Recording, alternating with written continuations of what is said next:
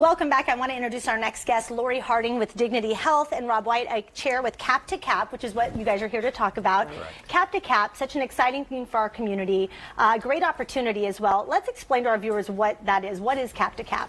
You bet. So the Sacramento Metro Chamber takes a group of this year's 365 delegates across all sectors, civic leaders, nonprofits, businesses, and we go from this capital to the Capitol in D.C., where we go for a advocacy platform across multiple different areas like healthcare, workforce investment, infrastructure, and it's been now in the 48th year.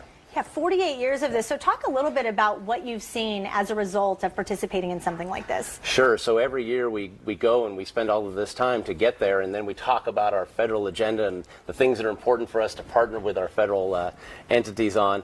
And then we come back and we then catalog what are those things that have been done. And some of the things that you've seen in the past are flood protection. So now Natomas is back open for business.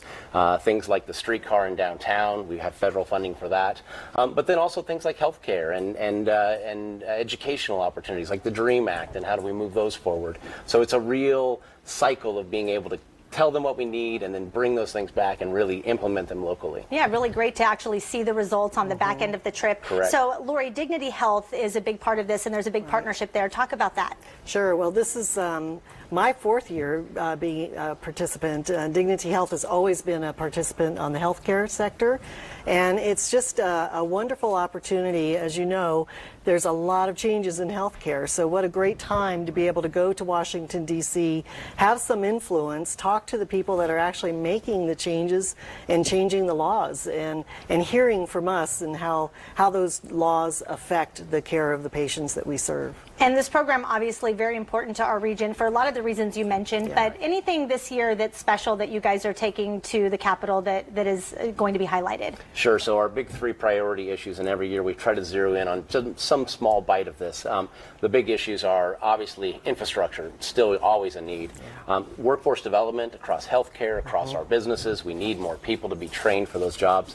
And then something we've started to work with because of this administration is talking about regulatory reform and rollback. And really it's about making sure that businesses can grow and succeed and help our economy, and not so much about trying to move off regulations that aren't necessarily valuing our resources the way they need to. And some of these things obviously take a good amount of time, but are there any things that you're expecting an immediate success or an immediate result in when you guys get back? Well, that's always exciting, right?